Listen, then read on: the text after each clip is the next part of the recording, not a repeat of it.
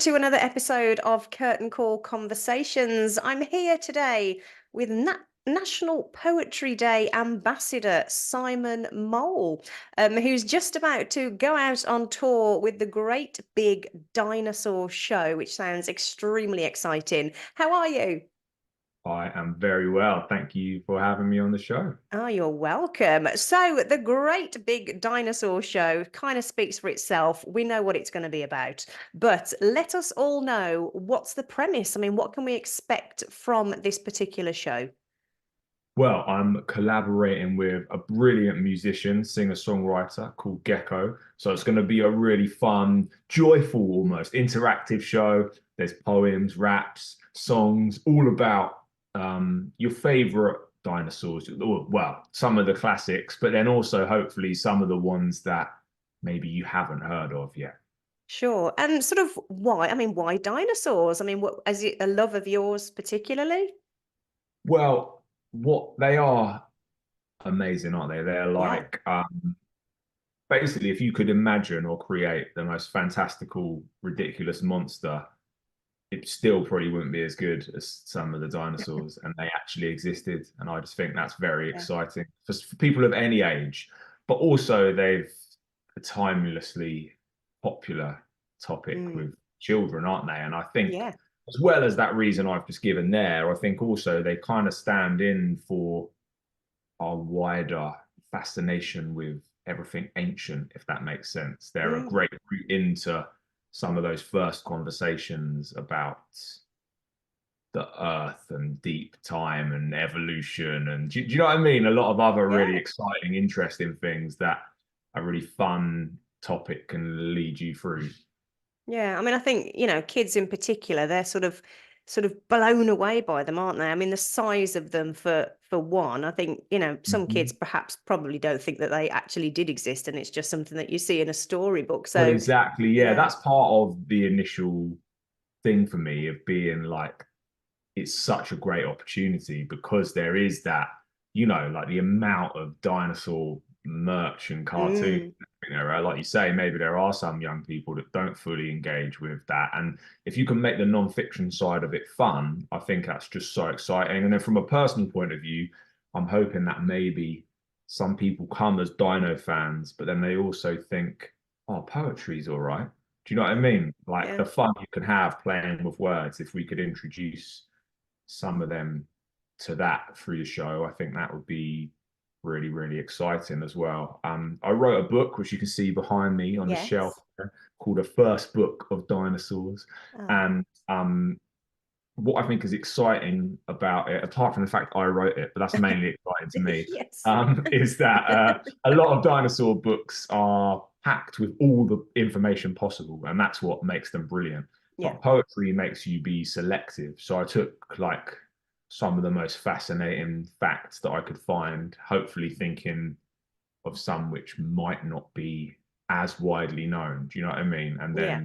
then turn them into over 30 poems in like three different sections. Matt Hunt is the illustrator, and the artwork in it throughout is just like, it's just absolutely Oh, incredible. wow. Yeah. Yeah. Really bright, really bold. And Yeah. so it's just then been so much fun to take that as a start point for a live show, Yeah. um, I've always written to perform. So it was Right. great to go through the book and think, which of these would really come to life on the stage, which of them could be set to music. But Yeah. then also very excitingly on this for a stage show, it sounds obvious, but you're in control of like what people see at a certain time. Yeah. Whereas in a book like this, people are flicking through, maybe they do one or two poems or they find their favorite dinosaur, or do you know what I mean? So in Yeah. terms of sequencing that experience, you've got much more opportunity in a show to shape the kind of arc of what the audience will, the journey they'll go on with you. Yeah, I mean, you've got to make it interesting for kids. I mean, you're the audience for this sort of age between 4 and 11, I believe. And I mean, the imagination of kids with anything is vast. I Mhm. mean, so you've got to make it fun and interesting for them, I think. And then they can kind of create in their own brain what they think, what they think about Oh dinosaurs and yeah, yeah. perhaps create Well, their own. They will be. There's even a bit in the show, one of my favorite bits, where almost all of it is non-fiction inspired, but then there Mm. is this one bit where they get to work with us to invent an imaginary new dinosaur Oh, inspired brilliant. by like a simple everyday object, and Yeah. then we improvise with them a song about Cuposaurus or rock pencilosaurus or whatever it is they've invented. Normally the names are Yeah. better than that because the kids come up with them. Do you know what I mean? That kind of gives you an idea of the Yeah. concept. Yeah, so it's very much like an invitation for them to be creative, either to view actively and to use their imagination. You know, it's like Yeah. Ian Gecko on stage. I mean, I do wear a pretty silly dinosaur costume, but there's Oh, not like okay. high level CGI or anything. So like part of Yeah. what goes on is the power of like poetry and stagecraft to support an audience to Mm. create dinosaurs, if that makes sense. Like, Yeah, and I yeah, think it's yeah, really, really exciting because that's an empowering experience, isn't it? When you're young, yeah, you're like, wow, like I saw all that so clear, and like yeah, actually yeah, part of that is them creating that as well as the listener or the viewer. Do you know what I mean? yeah, absolutely. I mean, do you have any sort of um puppets or toys or anything as visuals for them, or is it just all sort of There is imagination? there's a bit where I have to headbutt a space hopper quite enthusiastically. There's what are the other props? There's a banana. These are some spoilers. There's a toy Ah, car. There's there is a chicken in the Great Big Dinosaur Show. okay. And according to our audience feedback forms from the library tour in autumn, that the chicken is definitely the standout star of the show. Yeah. Um, yeah. So Oh, there's so, it sounds fantastic. I mean, the kids should be lining up to come and see this because I think it sounds fantastic. And you're doing sort of a tour. You're starting off at Arts Depot in North Finchley on the 4th of February, great going to thing. different lots of different locations, which I will put on the next slide for you. So I mean, how do you feel about sort of touring around with this kind of work? Is it exciting? Um, Oh yeah. It's fantastic. It's great. Like we're so lucky. Like the places that you go to have on this thing, like Northern Farm and Maidenhead and Half Moon. Like they've got great family audiences. Do you know what Yeah, I mean? So yeah. you can go there and meet their audiences. Obviously, we're doing our bit to promote it and get the word out, and there'll be kids I've worked with in schools in certain areas that will come along and Yeah. stuff. But like, I feel like a lot of the venues are really connected with their local communities, and that's just a nice thing to go and be part of. And also I think like hopefully it's a show that grown-ups will enjoy as well. Do you Mm, know what I mean? yeah, Like yeah, it's like the movies that you watch as a family where there's different yeah. layers or levels for it, and maybe like the younger sibling is super into dinosaurs, the older one gets dragged along, but then by the Mm, end, because they come up with the silly rap with us about the made up dinosaur, they actually really have a great time as well. Do you know what I mean? So yeah, like, yeah, hopefully absolutely. for different ages and different levels of Yeah, dino enthusiasm. Do you know what I mean? yeah, sure. I mean, you mentioned their schools, and I know that you go into schools, sort of with your poetry. I mean, is it sort of a whole host of different subjects that you write about when you go into schools? Oh yeah. Definitely. Anything across the board. I tend to try and do like, well, I tend to be drawn to everyday stuff. Mm, Obviously, apart from dinosaurs. yeah, But like like just like re-seeing our own lives from a bit of a poetic perspective, and partly that's because that's what I enjoy writing and performing. But also, I mm, think I really want children and young people to see that their own lives are like worthy of poetry. Do you know what I mean? So yeah, if I can show them stuff that's like relatable or familiar to them, but also is given some kind of twist or yeah. so like I enjoy that.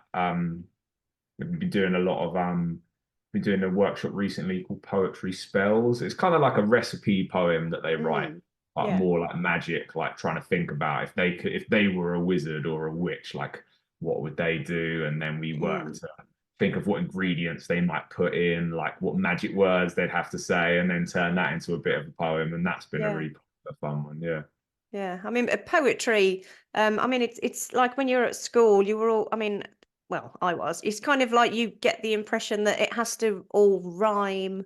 It has to be a certain amount of verses or lines. I mean, where do you start when you create a poem? I mean, do they rhyme? I mean, do they have to Some of rhyme? my poems do. Mm. Not all poetry has to Yeah. rhyme, of course, but ultimately, if you like rhyme and poetry, then you can write and read rhyme and poetry. Do you know what I mean? Like, I Mm. think that's more what I think. There's enough types of poetry and styles and voices out there that I feel like there's poetry for everyone. Do you know what I mean? Like the different types of it. Yeah. I guess essentially like some of that poetry that we would have encountered, like 20, 30 years ago at school, the Mm. more kind of conventional.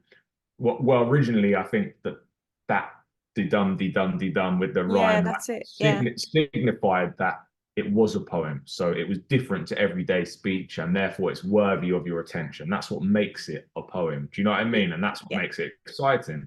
But Yeah. then possibly over time, like over familiarity of that form, predictability of, do you know what I mean? In a way, for Yeah. some readers, that kind of turns them off.